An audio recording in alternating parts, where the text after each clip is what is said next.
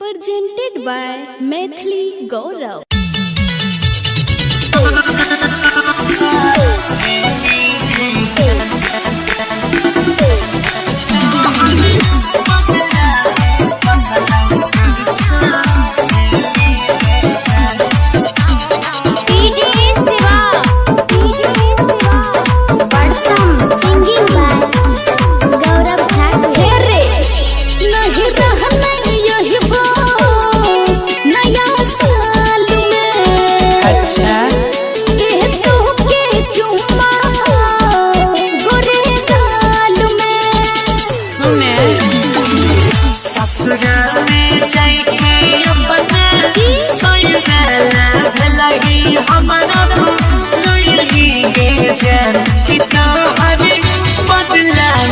पटला तरसा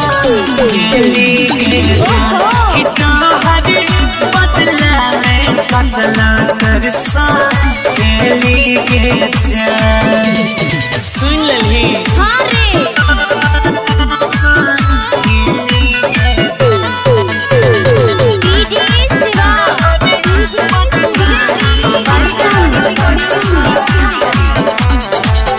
तोहरा से नीक हमारा लागै छौ के सखी तोहारा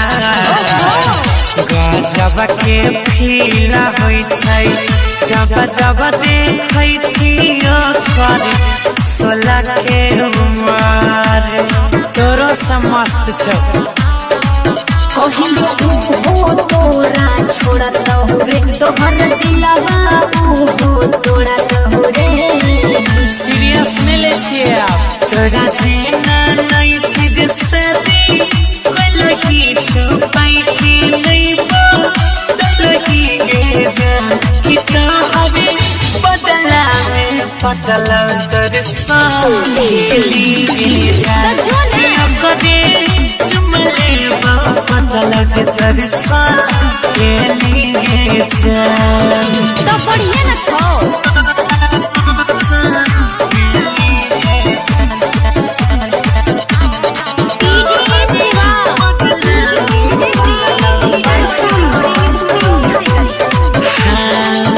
गौरव नहीं एते टेंशन लै छै नहीं के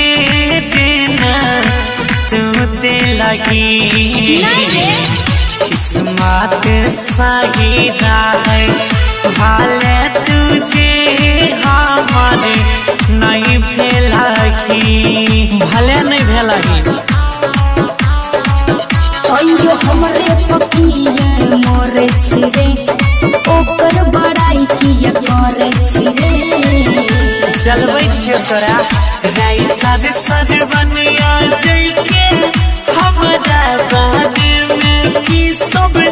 कहली गे जान तोहरे बदला में पटला तरसा गेली गे जान कि नया साल में पटला तरसा गेली गे जान